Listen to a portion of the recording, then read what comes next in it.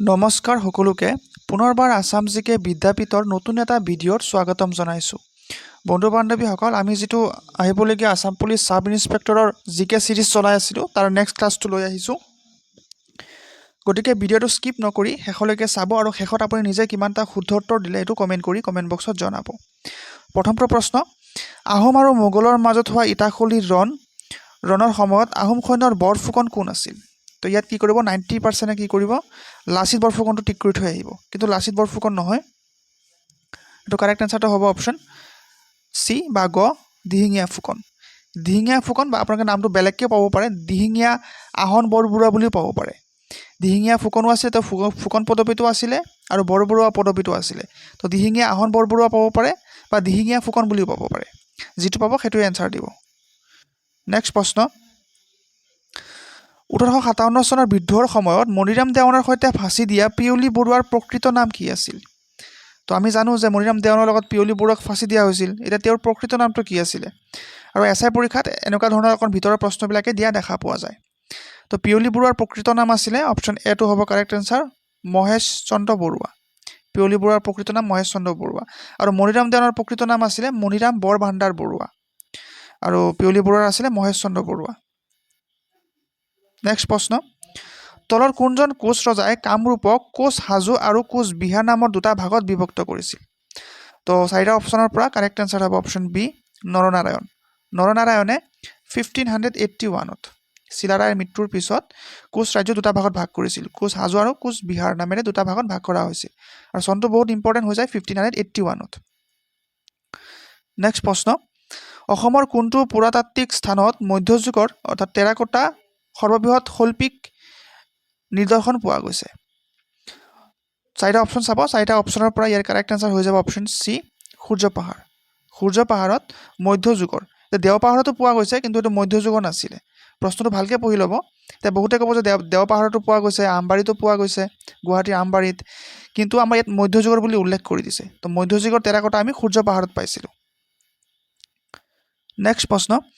সুকুমাৰ বৰকাইতৰ হস্তিবিদ্যানৰ পুথিখন কাৰ ৰাজত্বকালত চিত্ৰিত কৰা হৈছিল? তো চাৰিটা অপশ্যনৰ পৰা কাৰেক্ট এনচাৰ হ'ব অপশ্যন বি, শিৱসিংহ। শিৱসিংহৰ ৰাজত্বকালতেই সুকুমাৰ বৰকাইতে লিখা হস্তিবিদ্যানৰ পুথিখন চিত্ৰিত কৰা হৈছিল। আৰু এই হস্তিবিদ্যানৰ পুথিখনত চিত্ৰাংকনৰ কাম কোনে কৰিছিল? তাত যিবিলাক ছবি আছে, হাতীৰ ছবি আছে বা বেলেগ বেলেগ ছবি আছে, সেই ছবিটো দিলবৰ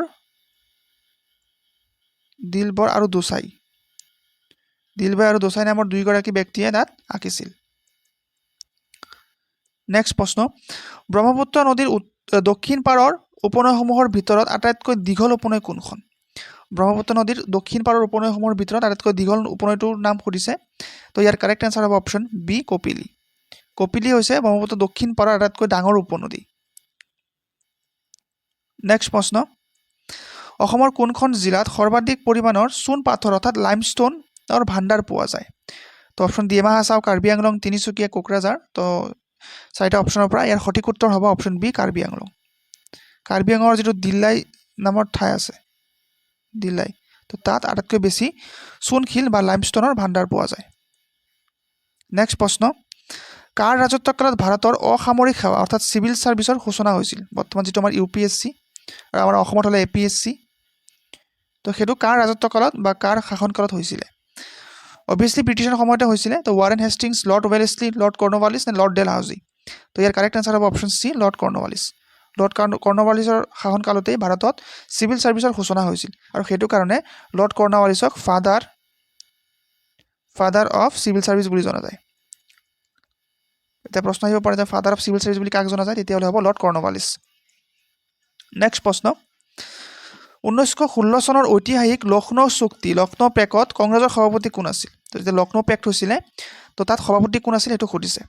ইয়াৰ কাৰেক্ট এনচাৰ হ'ব অপশ্যন এ, অম্বিকাচৰণ মজুমদাৰ। অম্বিকাচৰণ মজুমদাৰ আছিলে 1916 চনত ঐতিহাসিক লক্ষ্ণৌ চুক্তিৰ সময়ত কংগ্ৰেছৰ সভাপতি। আৰু লক্ষ্ণৌ চুক্তিটো যিটো 1916 চনত হৈছিলে এইটো বহুত ঐতিহাসিক হয়। কিয় ঐতিহাসিক হয়? কাৰণ সেই চুক্তিতেই যিসকল চৰমপন্থী আছে, চৰমপন্থী,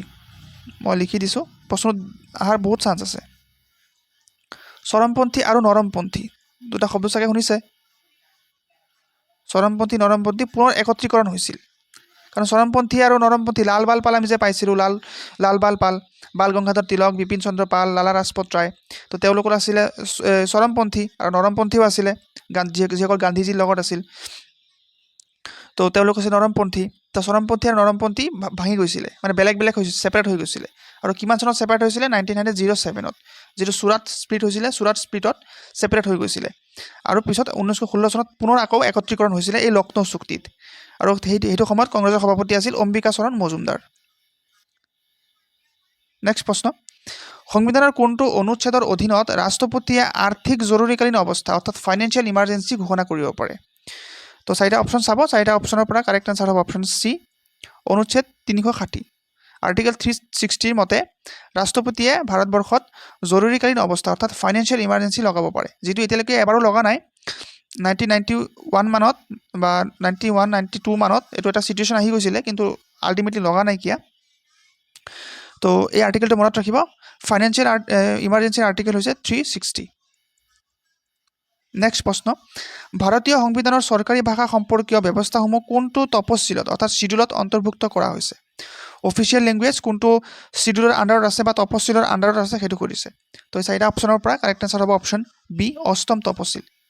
অষ্টম অনুসূচী বা অষ্টম তপচিল বা অষ্টম শিডিউলত আমাৰ অফিচিয়েল লেংগুৱেজ আছে আৰু মনত ৰাখিব টোটেল 22টা লেংগুৱেজ আছে আমাৰ অসমীয়াও তাত আছে আৰু যেতিয়া মানে 1950 চনত যেতিয়া ভাৰতৰ সংবিধান কাৰ্যকৰী হৈছিল তেতিয়া তাত 14টা ভাষা আছিলে আৰু সেইটো এতিয়া বাঢ়ি গৈ 22টা হৈ গৈছে তাত আমাৰ অসমীয়াটো আছে মনত ৰাখি ল'ব নেক্সট প্ৰশ্ন তলৰ কোনটো এনজাইমে মানুহৰ পাকস্থলীত প্ৰটিন হজম কৰাত সহায় কৰে কোনটো এনজাইমে পাকস্থলীত প্ৰটিন হজম কৰাত সহায় কৰে অপশ্যন কেইটা চাব ট্ৰিপচিন পেপচিন এমাইলেজ আৰু লাইপেজ তো ইয়াৰ কাৰেক্ট আনচাৰ হ'ব অপশ্যন চাৰিটাৰ পৰা কাৰেক্ট আনচাৰ হ'ব অপশ্যন বি পেপচিন পেপচিনে কি কৰে আমাৰ পাকস্থলীত প্ৰটিন হজম কৰাত সহায় কৰে আৰু যিটো অপশ্যন ডি দিয়া আছে লাইপেজে কি কৰে আমাক চৰ্বি হজম কৰাত সহায় কৰে চৰ্বি বা ফেট হজম কৰাত সহায় কৰে আৰু যিটো এমাইলেজ আছে এমাইলেজে আমাক কাৰ্বহাইড্ৰেট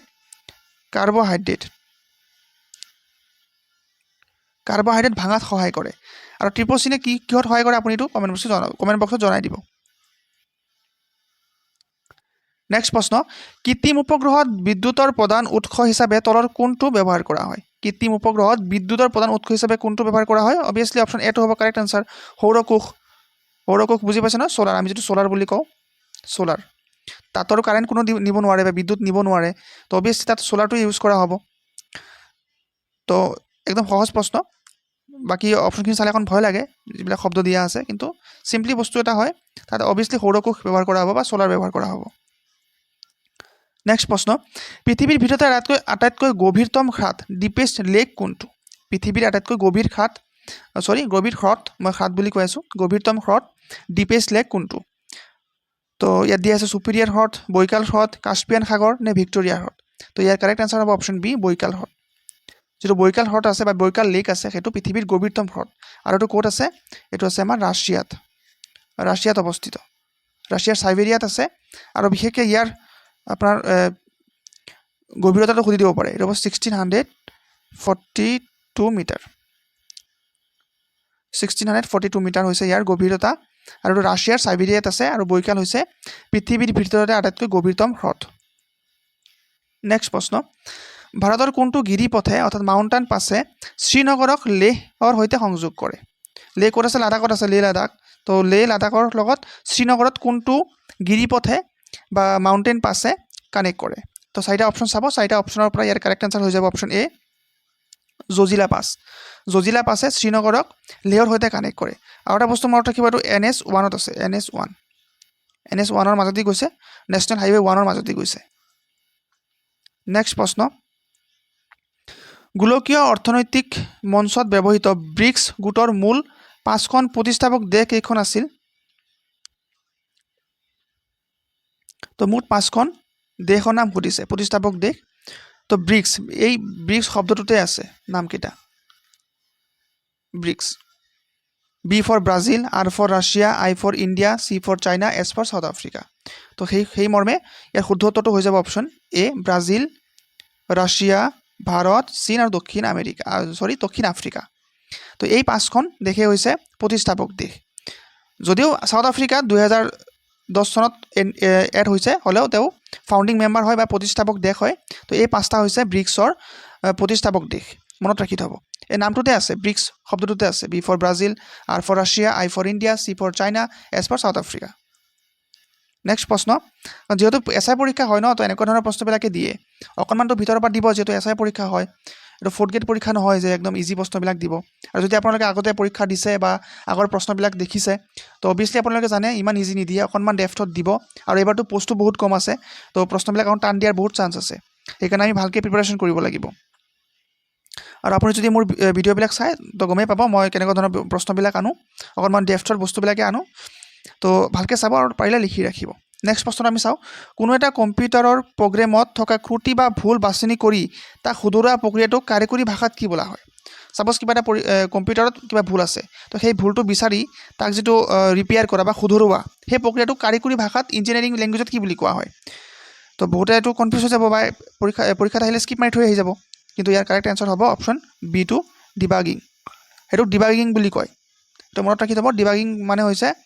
কম্পিউটাৰ প্ৰগ্ৰেমত থকা কিবা ভুল আৰু সেই ভুলটো বাছনি কৰি আকৌ তেওঁ নিজে নিজে ঠিক কৰি লয় কম্পিউটাৰে সেইটোক ডিবাগিং বুলি কোৱা হয়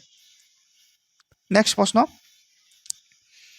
ৰাষ্ট্ৰসংঘৰ নিৰাপত্তা পৰিষদত UN ছিকিউৰিটি কাউন্সিলৰ স্থায়ী সদস্য দেশ পাঁচখন কি কি তো আমাৰ যিটো UN আছে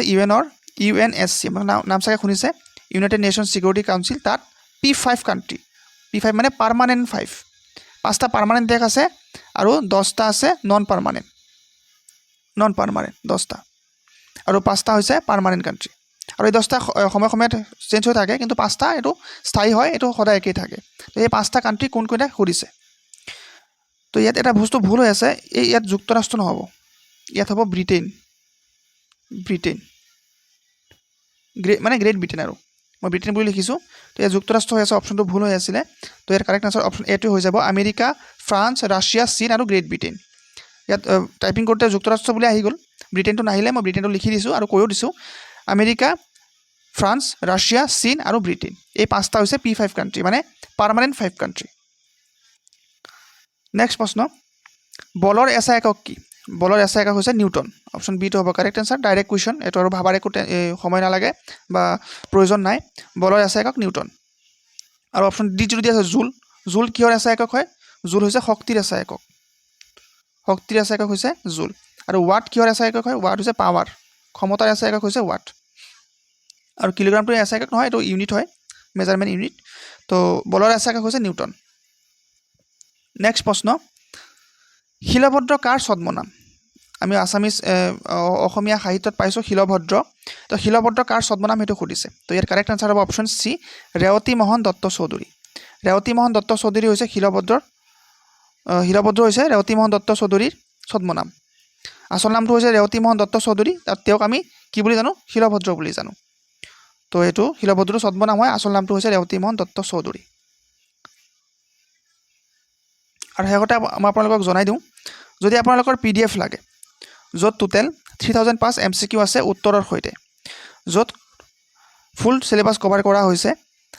Assam history Indian history polity Indian polity Assam polity Indian geography Assam geography economics sports literature art and culture film and award science and technology maths topic wise English grammar topic wise reasoning topic wise লগতে extra মক test আৰু গোটেইবিলাকৰ MCQ দিয়া আছে যদি আপোনালোকৰ লাগে আৰু এই গোটেই বস্তুখিনি ADRE 3.0 Assam police ABUB SI forest DME গোটেইবিলাক পৰীক্ষাৰ কাৰণে প্ৰযোজ্য হ'ব যিহেতু চিলেবাছ 90% একে হয় গোটেইকেইটাৰ যদি আপোনালোকৰ PDFটো লাগে PDFটোৰ দাম হৈছে 99 ৰুপি তো যদি আপোনালোকৰ লাগে স্ক্ৰীনত যিটো নাম্বাৰ দিয়া আছে 9707735475 এই নাম্বাৰতে 99 ৰুপি পে' কৰি পেলাই এইটো নাম্বাৰতে হোৱাটছআপ আছে তাতে স্ক্ৰীনশ্বটটো পঠাই দিয়ক আপোনাক ইমিডিয়েটলি PDFটো পঠিয়াই দিয়া হ'ব যেহেতু পৰীক্ষা আৰু বেছি দিন নাই পৰীক্ষাবিলাক কাষ চাপিছে তো মই আপোনালোকক ছাজেষ্ট কৰিম যে PDFটো সোনকালে লৈ লওক আৰু পঢ়া নিজে ষ্টাৰ্ট কৰি দিয়ক PDFটো ল'লে নিজে গম পাব PDFটো কিমান উপকাৰী হয় যিসকলে লৈছে তেওঁলোকে হয়তো জানে গতিকে বন্ধু বান্ধৱীসকল আজিৰ কাৰণে ইমানখিনি আছিলে লগ পাম নেক্সট আৰু এটা ভিডিঅ'ত ধন্যবাদ